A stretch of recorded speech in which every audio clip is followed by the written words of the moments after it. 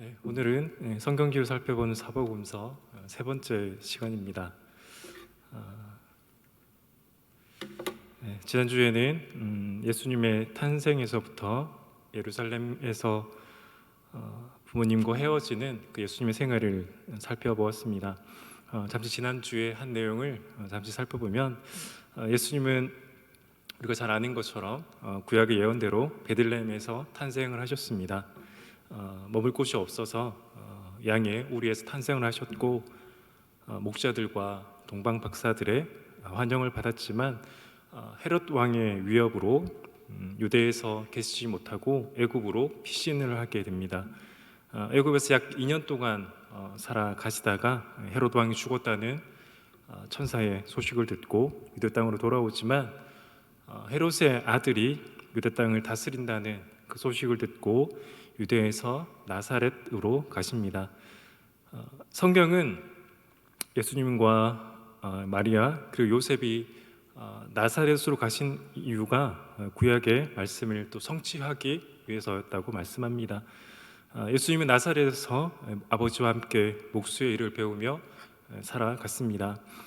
저번에 말씀드린 것처럼 나사렛은 인구가 400명 정도 되는 아주 시골 동네였습니다. 그러나 나사렛 인근에 세포리스라고 하는 이 갈릴리 지역의 수도가 있어서 예수님은 수많은 사람들과 함께 또 살아가며 여러 가지 많은 것들을 또 배우셨을 것입니다. 그리고 나사렛에서는 이스라엘 평지가 보인다고 말씀드렸습니다. 이곳에는 구약의 많은 사건들이 일어난 곳입니다. 드보라와 또 바락, 또 기드온, 또 나인성의 죽은 아들을 또 살린 사건, 그리고 갈멜산에서 엘리야와 바알 선지자들의 대결이 일어나는 곳이 이 나사렛에서 보이는 이스라엘 평지에서 일어난 사건입니다. 예수님 이런 것들을 보면서 또 자라나셨고 예루살렘으로 또 올라가서 그곳에서 자신이 하나님의 또 아들이심을 또 보였다라고 지난주까지 말씀을 드렸습니다. 오늘 살펴볼 내용은 예수님의 세례에서 첫 번째 기적이었던 가나의 혼인 잔치입니다. 사복음서를 살펴보는 성경 지리를 하고 있지만 중요한 것은 이것을 하면서 복음서를 함께 읽어야 한다는 사실입니다. 말씀을 읽을 때 이곳이 어느 지역에서 일어났고 예수님께서 어떤 때에 또 이런 이적들을 베풀었는지를 알면 또 말씀 읽는데 더 풍성한 또 은혜를 깨달을 수 있을 것입니다. 말씀드린 것처럼 마태, 마가, 누가 복음은 예수님의 사역 중에 갈릴리 지역에서 일어난 사건들을 다룹니다. 마태, 마가, 누가 복음을 읽어보시면 예수님 대부분의 사역이 예루살렘에서 고난을 받고 십자가에 달리시기 전까지는 대부분의 사역이 갈릴리에서 일어난 것을 알 수 있습니다.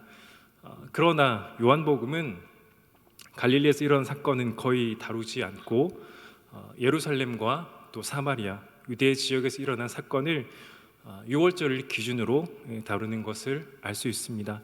이러한 것을 염두에 두시고 또 강의를 들으실 뿐 아니라 이 사복음서를 읽어 가시면 예수님의 행적을 보며 또 하나님 주시는 또 은혜를 깨달을 수 있을 것입니다. 첫 번째로 요단강 세례를 살펴보겠습니다. 우리가 잘 아는 것처럼 예수님이 탄생하기 전에 세례 요한이 태어났습니다. 세례 요한이 예수님의 길을 예비하기 위해서 하나님께서 보내신 선지자인 것처럼 예수님께서 공생의 사역을 시작하기 6개월 전에 유대 광야에서 세례 요한이 사역을 시작합니다. 지도에 보시는 것처럼 이 유대 광야는 염의 바로 밑에 있는 지역입니다. 세례 요한은 이 유대 광야에서 회개의 복음을 전파하며 사역을 시작했습니다. 유대의 광야는 구약에서 보면 중요한 지명들이 많이 나옵니다. 주도에 보는 것처럼 우리가 잘 알고 있는 예루살렘과 또 베들레헴, 또 아나돗, 여부스, 드고와 헤브론 지역들이 이 유대 광야 지역에 속합니다. 유대 광야에서 다윗이 목동 생활을 했고 이사야 선지자와 예레미야 선지자에게 영향을 준 곳이 이 유대 광야이기도 합니다. 또 예레미야 선지자의 고향이 아나돗, 아모스 선지자의 고향 드고아가 주도에 보는 것처럼 유대 광야 가장자리에 위치하는 곳임을 알 수 있습니다. 우리가 사복음서를 살펴보며 신약을 살펴보고 있지만 예수님이 걸어갔던 그 지역들, 그리고 세례 요한이 사역했던 그 지역들은 구약의 사건과 전혀 무관한 곳이 아니라 그 사건들 함께 품고 있다는 것을 우리는 기억하며 말씀을 살펴보아야 합니다. 세례 요한은 유대 광야에서 이렇게 사역을 시작합니다. 이사야 40장 3절의 말씀처럼 외치는 자의 소리여 이르되 너희는 광야에서 여호와의 길을 예비하라, 사막에서 우리 하나님의 대로를 평탄하게 하라는 이 말씀의 성취가 세례 요한을 통해 일어났습니다. 세례 요한은 유대 광야에서 세례를 전파한 후에 베다니 지역이라는 곳에 가서 이 세례를 베풀기 시작합니다. 이 베다니는 여리고 반대편에 있었던 요단강 동편에 있었던 지역입니다. 이 베다니의 뜻은 가난한 자의 집, 즉 빈민촌이 있는 곳이란 뜻입니다. 세례 요한은 부한 사람들이 아니라 가난한 사람들이 살아가고 있는 이곳에서 회개의 세례를 전파했습니다. 사복음서를 보면 세례 요한이 당시 죄인 취급을 받았던 군인과 세리 그리고 창기에게 회개의 세례를 주었음을 알 수 있습니다. 또한 세례 요한은 제자를 키웠습니다. 요한복음 1장에는 나오는 시몬 베드로의 동생 안드레가 바로 이 세례 요한의 제자였습니다. 또한 세례 요한이 집중적으로 사역한 대상은 갈릴리 사람입니다. 우리가 잘 아는 것처럼 유대인들은 이 사마리아를 통과한 직선의 도로로 갈릴리 지역으로 가는 것이 아니라 사마리아 사람들이 경멸했기 때문에 이 요단강 동편의 길을 따라서 이 베다니를 지나 요단강을 건너서 여리고를 지나서 예루살렘으로 가게 됩니다. 그 세례 요한이 사역했던 이 베다니 지역에서 세례 요한은 갈릴리 지역에 많은 사람들을 만났고 그들에게 세례를 주었을 것입니다. 이것을 살펴보는 이유는 세례 요한의 사역은 예수님이 하실 사역을 평탄하게 하는 사역이었다는 것을 말씀드리기 위함입니다. 예수님의 전반부 사역이 주로 갈릴리 지역에서 일어나는 것처럼 세례 요한의 주요 사역의 대상 역시 갈릴리 사람들이었습니다. 또한 세례 요한의 제자는 후에 예수님의 제자가 됩니다. 세례 요한이 군인과 세리 그리고 창기에게 회의 세례를 전파했던 것처럼 예수님은 이들을 향해 복음을 전하고 그들을 고쳐주는 또 사역을 하시게 됩니다. 이사야 40장 3절의 말씀처럼 세례 요한이 닦아놓았던 그 길을 예수님께서 걸어가신 것을 우리는 알 수 있습니다. 요단강은 신약에서뿐만 아니라 구약에서도 매우 중요한 지역입니다. 우리가 잘 아는 것처럼 여호수아와 이스라엘 백성들이 이 요단을 건너서 가나안 땅으로 들어갑니다. 또한 엘리야와 엘리사가 마지막 엘리야가 하늘로 올라가기 전에 이 요단에서 함께 길을 건너가는 것을 볼 수 있습니다. 엘리사와 여호수아의 뜻은 예수님의 이름과 동일한 뜻으로 여호와는 나의 구원이시다, 나의 하나님은 구원이시다라는 뜻입니다. 말씀드린 것처럼 이 신약의 사건과 특별히 복음서의 사건은 구약의 사건과 개별적인 것이 아니라 깊은 연관을 가지고 있습니다. 나사렛에서 이스라엘 평지에서 일어난 수많은 구약의 사건들을 말씀드렸던 것처럼 이 요단강에서 엘리사와 여호수아와 이 요단을 건너 가나안 땅으로 들어갔던 사건은 예수님께서 이 요단 건너편에 세례를 받으시고 유대 강야로 지나가는 모습을 연상하게 합니다.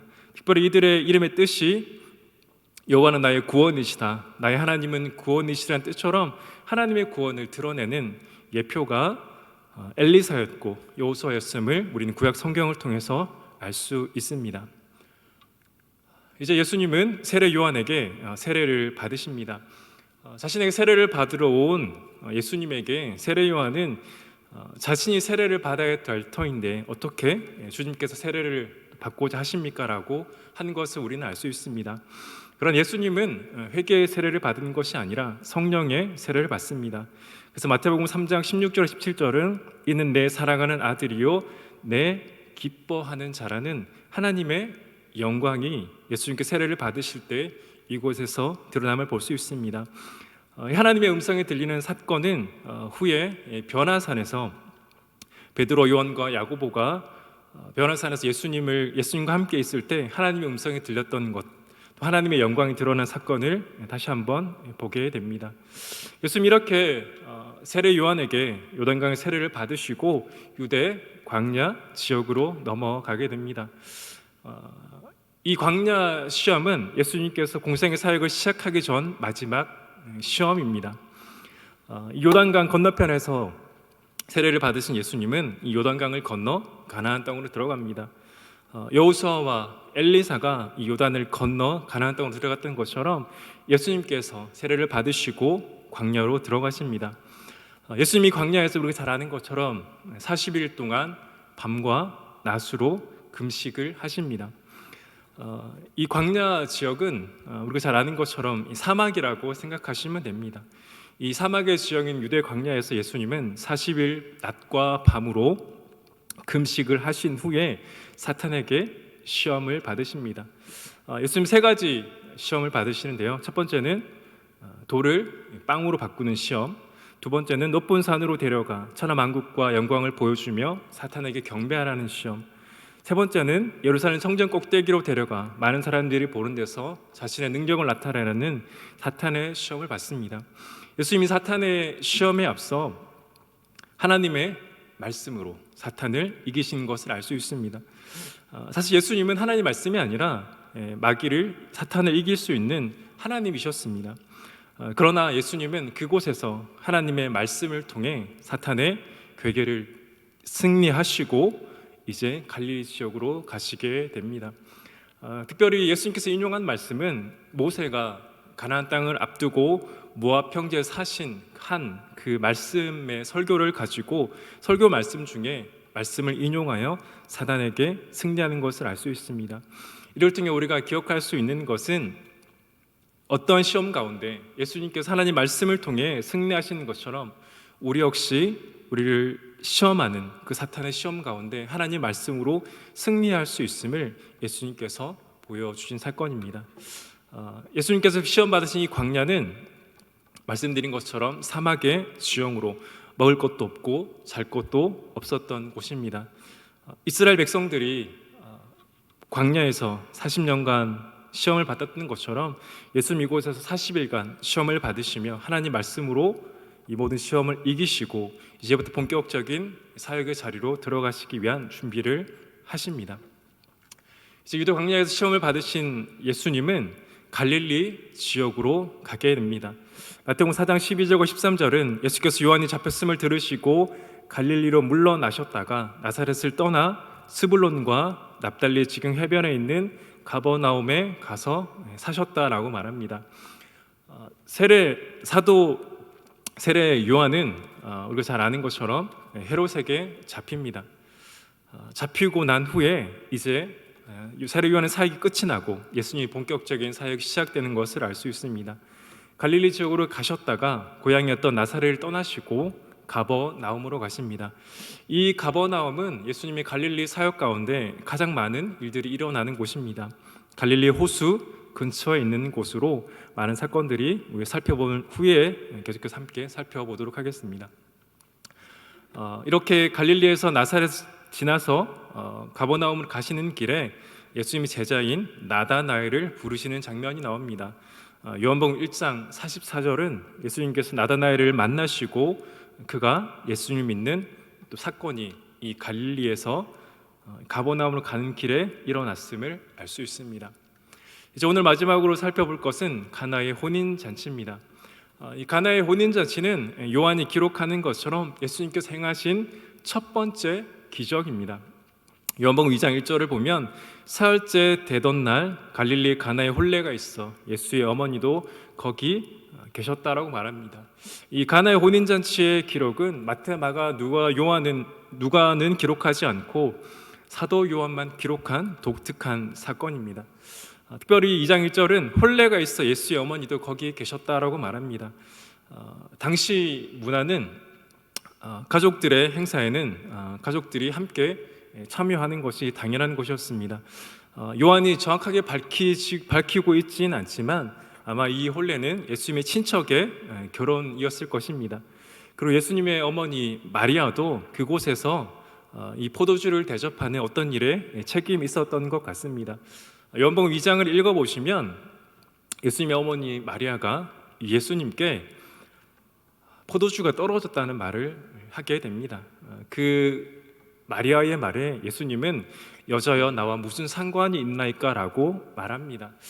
예수님의 이 말씀은 어머니를 낮게 보는 것 같지만 당시 이 말은 어머니를 낮게 보는 말이 아니라 당시의 그 말투로는 매우 존중한 표현이었다라고 말합니다. 지금 우리가 생각하기에 여자 이 말이 이 일이 나와 무슨 상관이 있나이까는 매우 무례한 말로 들리지만 당시 문화에서는 그렇지 않다라는 것을 또 우리는 알 수 있습니다. 이곳에서 예수님은 예수님의 어머니께 여자 이 일이 나와 무슨 상관이 있나라고 말하지만 후에 마리아는 하인들에게 예수님께서 하시는 그대로 순종하라는 말을 하고 예수님은 하인들에게 돌 항아리 6에 물을 가득 채우라고 말합니다. 사실 예수님은 이 마리아의 말에 나의 시간이 아직 오지 않았다라고 말하지만 그럼에도 마리아의 부탁에 하인들에게 물을 가득 채우라고 말씀하시고 이 채워진 물이 포도주로 변하는 기적을 드러내게 됩니다. 사실 이곳에는 예수님의 제자와 예수님의 어머니와 예수님의 명령을 받은 하인들이 드러납니다. 특별히 하인들이 채웠던 그 통을 2-3통 드는 돌 항아리 6이라고 말합니다. 현재의 기준으로 말하면 약 최소 500리터에서 최고 800리터의 물을 채워야만 했던 것이 하인들입니다. 하인들이 기쁨으로 아니면 불만으로 채웠는지 모르지만 예수님의 이 명령에 순종하여 이 500리터에서 최고 800리터의 물을 채우게 되고 채워지는 물을 떠서 내어주자 고급 포도주가 되는 것을 알 수 있습니다. 요한은 이 사건이 예수님께 행하신 첫 번째 기적이라고 말을 하고 이 기적을 통해 예수님의 영광을 드러내고 제자들이 그를 믿었다라고 말을 합니다. 사실 예수님의 첫 번째 이 기적을 통해 요한이 드러나고자 했다는 것은 하나님의 영광이었습니다. 이 사건을 많은 이들이 보았지만 모든 이들이 예수님을 믿었다는 것은 아닙니다. 하인들이 믿었다는 글도 나오지 않고 그 친척들이 믿었다는 글도 나오지 않지만 예수님의 제자들이 이 사건을 통해 하나님의 영광을 보고 예수님 믿었다라는 사건이 이 가나의 첫 번째 기적 가운데 나오는 것을 알 수 있습니다. 오늘은 예수님께서 요단에서 세례를 받으시고 유대의 광야에서 시험을 받으신 후에 갈릴리 지역으로 오시고 나사렛에서 떠나서 가버나움을 가는 길에 있었던 이 가나의 혼인잔치를 함께 살펴보았습니다. 제가 말씀드리는 것처럼 이 성경을 살펴보는 사복음서는 강요와 함께 더불어 이 사복음서를 함께 읽어 가야 합니다. 마태, 마가, 누가가 갈릴리 사역에 집중하고 요한이 이 예루살렘 사역에 집중한 이 사건은 함께 말씀을 읽어갈 때에 더 풍성하게 우리에게 다가올 수 있습니다. 예수님의 탄생부터 예수님의 십자가의 죽음과 또 부활과 승천까지의 이 사건 자체를 외우는 것은 그렇게 큰 의미가 없습니다.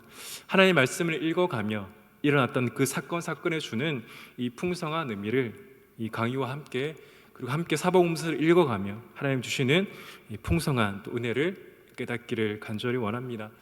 말씀드린 것처럼 지금까지 베들레헴의 탄생과 애굽으로 피신 나사렛에서 목수의 삶을 사시고 또 예루살렘을 가셔서 또 12세 때에 그곳에서 자신이 하나님의 아들이신 것을 드러내시고 또 오늘 살펴본 요단강 세례를 받으시고 유대 광야에서 시험을 받으신 후에 이제 공생의 사역을 시작 첫 번째 기적 가나의 혼인잔치의 기적을 살펴보았습니다. 다음 주부터는 또 예루살렘 성전 청결과 거듭남 그리고 사마리아 울물과 여인 또 나사렛 배척과 갈릴리 네 제자 가버나움에서 베드로의 장모를 고치고 떠병 환자와 중풍병자를 고치는 또 사역을 함께 나누며 은혜를 나누길 원합니다.